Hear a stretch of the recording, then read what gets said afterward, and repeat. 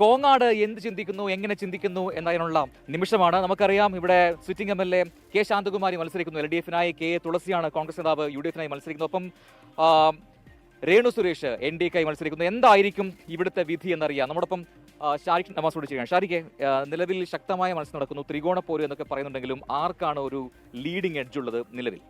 അതായത് കോങ്ങാട് മണ്ഡലം 2008 പുനർനിർണ്ണയം നടത്തിയത്. അതിനുശേഷം 2011 നിയമസഭാ തെരഞ്ഞെടുപ്പിൽ കോങ്ങാട് പിന്നീട് അങ്ങോട്ട് ഇടത്തോട്ട് തന്നെ ചാഞ്ഞ് നിൽക്കുകയാണ്. അപ്പോൾ UDF-ന് ഇപ്പോൾ ഇവിടെ ഒരു വ്യക്തമായ ഒരു എഡ്ജ് ഉണ്ടാക്കാൻ ശ്രമിക്കുന്നുണ്ട്. അതായത് കാരണം ഈ കഴിഞ്ഞ തവണ ഇത് മുസ്ലിം ലീഗിന് കൊടുത്ത മണ്ഡലമായിരുന്നു. മുസ്ലിം ലീഗിൽ നിന്ന് തിരിച്ച് സീറ്റ് കോൺഗ്രസ് തിരിച്ചെടുത്തു. ഇപ്പോൾ KPCC ജനറൽ സെക്രട്ടറി കൂടിയായ കെ തുളസി മത്സരിക്കുന്നു, കൈപ്പത്തി ചിഹ്നത്തിൽ മത്സരിക്കുന്നു എന്നത് ഒരു നേട്ടമാണ്. പിന്നെ മാത്രവുമല്ല, 4 പഞ്ചായത്തുകൾ കോൺഗ്രസിന്റെ കയ്യിലുണ്ട്, 5 പഞ്ചായത്തുകളാണ് LDF ഭരിക്കുന്നത്. എന്നാൽ BJPക്ക് ഇവിടെ പഞ്ചായത്ത് ഭരണമൊന്നുമില്ലെങ്കിൽ അവർക്കും വ്യക്തമായ ഒരു വോട്ട് ഷെയർ ഇല്ലെങ്കിൽ വോട്ട് ബാങ്ക് ഈ മണ്ഡലത്തിലുണ്ട്. BJPയുടെ സംസ്ഥാന നേതാവായ രേണു സുരേഷാണ് മത്സരിക്കുന്നത്.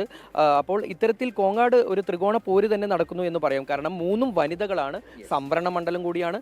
ഇവിടെ ഈ കോങ്ങാട്ട് ഇപ്പോൾ നമ്മൾ ഈ കത്തുന്ന വേനൽ ചൂടിൽ നിൽക്കുന്നത്, കോങ്ങാട്ട് ഒരു മാറ്റത്തിന്റെ കാറ്റ് വരുമോ ഇല്ല വീശുമോ എന്ന് കണ്ടറിയുകയാണ്. അപ്പോൾ എന്തായാലും ഈ പറയുന്ന പോലെ ശക്തമായ ത്രികോണ പോരിന് സമാനമായ മത്സരം തന്നെ പറയാം. NDA ചിത്രത്തിൽ ഇല്ല എന്ന് പറയുന്നുണ്ടെങ്കിലും കൃത്യമായ വോട്ട് ഷെയർ അവർക്കുണ്ട്. അത് അവർക്ക് വോട്ടാക്കി മാറ്റാൻ പറ്റുമോ എന്ന് കാത്തിരുന്ന് കാണാം. ഇവിടെ കുറച്ച് ചേട്ടന്മാരുണ്ട്. ചേട്ടാ നമസ്കാരം. പേരെന്താ?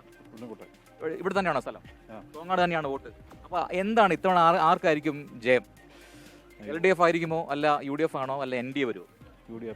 UDF ജയിക്കുന്നതാണ് പറയുന്നത്. ഓക്കെ ചേട്ടാ, എന്താണ് കോങ്ങാടത്തെ ഒരു സ്ഥിതി? എന്താണ് വീണ്ടും ശാന്തകുമാരി തന്നെ ജയിച്ചു കയറുമോ, അല്ല കെ തുളസിക്ക് ഒരു അട്ടിമറി ഉണ്ടാക്കാൻ കഴിയുമോ? LDF UDF കാണുന്നതാണ് തോന്നുന്നു. എന്താണ് അവസ്ഥ ഇവിടുത്തെ ഒരു ജനങ്ങളുടെ ഒരു പ്രധാനപ്പെട്ട പ്രശ്നം എന്താ? ഞാൻ കോങ്ങാട്ടത്തെ ആളാണ്. ഇവിടെ ശാന്തകുമാരിക്ക് ചാൻസ് ഉള്ളൂ, അങ്ങനെ ഇതുവരെ ഉണ്ടായിട്ടുള്ളൂ. എന്താന്ന് കണ്ടറിയേണ്ടി വരും. കാരണം അവരിവിടുത്തെ നിലവിലെ സിറ്റിംഗ് MLA ആണ്. അപ്പം അവരുടെ ഒരു പ്രവർത്തനമൊക്കെ നോക്കിയിട്ടായിരിക്കുമല്ലോ വോട്ട് നൽകുക. എങ്കിലും വീണ്ടും ജയിക്കുന്നതാണോ പറയുന്നത്? പ്രവർത്തനം കുഴപ്പമില്ല എന്നാണ്. അപ്പോൾ ശക്തമായ ഒരു മത്സരം മറുഭാഗത്ത് കെ തുളസി കാഴ്ചവെക്കുന്നു പറയുന്നുണ്ട്. തോന്നുന്ന സംശയമാണ്, എന്നാലും കുഴപ്പമില്ല എന്ന് മാത്രമേ ഉള്ളൂ.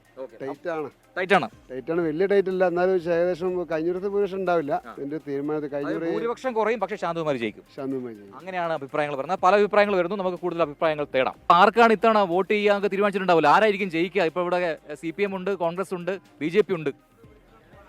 ആർക്കാ സമയത്ത് ചെയ്യുക. അപ്പൊ ഇത്തവണ കേരളത്തിലെ ഭരണം മാറുന്നു തോന്നുന്നുണ്ടോ? ഭരണം മാറണം, അതിനനുസരിച്ച് നീങ്ങും.